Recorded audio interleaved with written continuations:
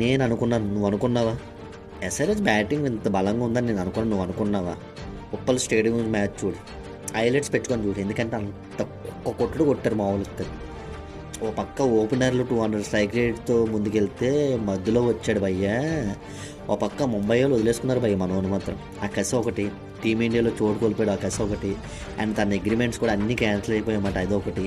వచ్చేసి కసి అంతా ఏంటంటే ఈ ఉప్పల్ స్టేడియంలో చూపిస్తాడు. పోలవర్షం, సిక్స్లు ఫోర్ పోలవర్షం కురిపించాడు ఇషాన్ కిషన్ అయితే మాత్రం. చాలా అద్భుతంగా జరిగిన మ్యాచ్ అయితే మాత్రం.